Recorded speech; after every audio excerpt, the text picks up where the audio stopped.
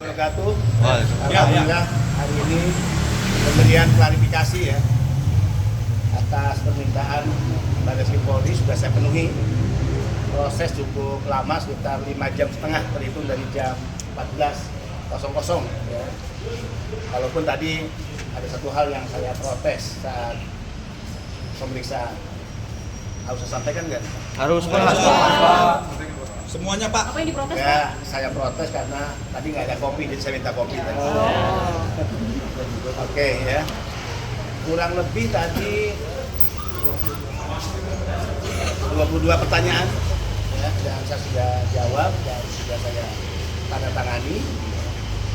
Kedatangan saya hari ini didampingi oleh kuasa hukum dari Atma Sasmita, Jody dan rekan ya.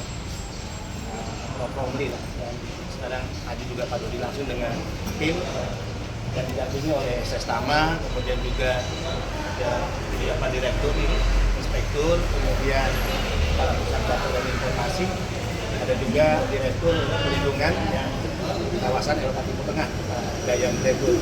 Karena kapasitas saya diminta untuk memberikan klarifikasi sebagai Kepala BP2MI. Yang kedua, saya ingin menyampaikan kepada rekan-rekan media ada yang misleading dalam pemberitaan. Misleadingnya misalnya, ya, seolah-olah fokus BP2MI itu fokus judi online. Padahal pidato saya dan juga yang disampaikan dalam pertemuan internal atau rapat terbatas di Istana itu adalah tentang pencegahan tindak pidana perdagangan orang. Jadi ketika masuk ke masalah Kamboja ada hubungannya dengan di mana pekerja kita yang diberangkatkan secara ilegal itu dipekerjakan di ya, bisnis judi online dan juga scamming online. Ini menjadi fokus dan concern BP2MI. Dan saya selalu katakan, jika sudah bicara sindikat penempatan ilegal, maka ini adalah perang negara dengan sindikat. Perang BP2MI dengan para sindikat, yang tidak mungkin kita mengambil langkah mundur. Terkait inisial T, yang selama ini juga menjadi pertanyaan banyak pihak, rekan-rekan media, karena pemberian klarifikasi sudah dilakukan tadi, maka silahkan nanti tanya ke penyidik. Ya. Tapi sesungguhnya, saat saya menyampaikan dalam rapat internal di Istana, karena temanya adalah tema tentang TPPO, ya, itu kan tidak hanya inisial T yang saya sampaikan, tapi juga ada inisial-inisial lain. Misalnya terkait penempatan ilegal ke Singapura, ada inisial S _J, itu statusnya DPO hingga hari ini. Kemudian yang kedua inisial ARO atau AIM, yang ketiga inisial RS, statusnya juga DPO, kemudian inisial S dan inisial MM.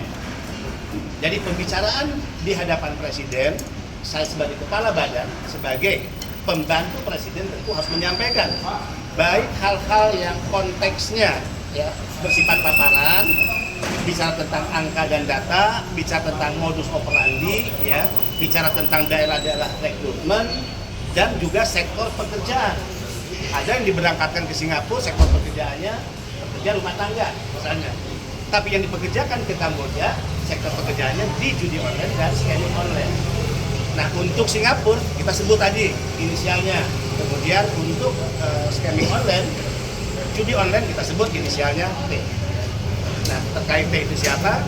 Dalam pemberian klarifikasi kita sudah sampaikan tadi keterangannya dalam pemberian klarifikasi kepada para penyidik kepada Barreskrim Polri. Pak, cukup ya.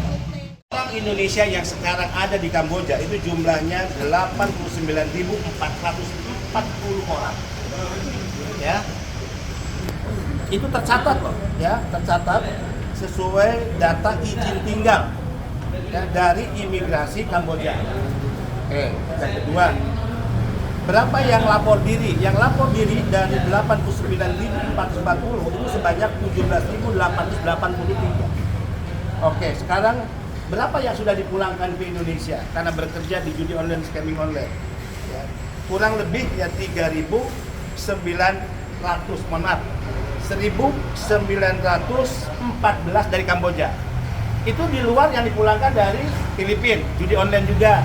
Ya, kemudian dari Vietnam, Thailand, judi online juga. Nah, saya fokus Kamboja nih. Kamboja adalah 1.944. Ini anak-anak muda, anak-anak bangsa yang menjadi korban penempatan ilegal. Standing posisi saya, fokus dan concern BP2MI adalah perang melawan sindikat penempatan ilegal. Jadi jika judi online itu berdiri sendiri, maka tidak menjadi fokus dan tugas kami. Ya, itu bukan tugas BP2MI. Demikian ya. Pak, kan disebutkan bahwa Bapak kan disebutkan bahwa BP2M ini kan perang terhadap sindikat penempatan. Nah, dalam artian ini kan berkaitan juga dengan T. Dan itu kan informasi pasti sudah dikasih tahu sejak dari dulu gitu Pak, sejak zaman Pak Mahfud makan sudah mengatur. Nah, kenapa Pak inisial T ini sulit untuk ditangkap atau dibongkar sampai saat ini? Ya, saya tidak pada posisi dan kapasitas menjawab itu ya. Saya sudah memberi keterangan hampir 22 pertanyaan.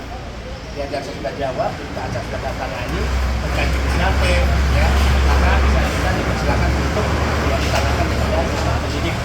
Memang dari BP2MI tidak ada kewenangan Pak untuk menangkap.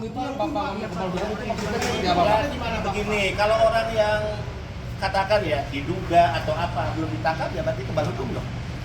Berarti penyidik sudah pernah Pak untuk menyelidiki. Itu menjadi tanggung jawab dari pihak kepolisian. Bapak udah ngasih nama lengkap si TNI ke penyidik Pak. Apa? Bapak udah ngasih nama lengkap TNI ke penyidik. Silakan tanya ke kepolisian. Latar belakangnya apa dia Pak? Latar belakangnya apa? Pengusaha. Pak. Yang pasti ya saya konsisten menyebut ya inisial. Inisial itu siapa, latar belakangnya apa, maka saya sudah memberikan keterangan kepada kepolisian, penyidik, dan silakan ditanyakan kepada penyidik. Pengusaha Pak. Pak bagaimana Pak dari BP2MI apakah tidak ada kewenangan lebih Pak terkait Yang dengan ada lah, proses? tadi saya katakan kalau isu judi online ya bukan kewenangan kami. Kami tidak berurusan dengan itu.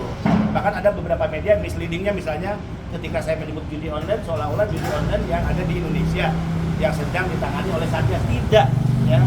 Saya menyebut relasinya atau korelasinya dengan penempatan ilegal di Kamboja. Mereka dipekerjakan di judi online dan scamming online di Kamboja, ya. Oke, makasih Pak. Pak, Tanya ke penyidik, ya. Tanya ke penyidik. Makasih banyak.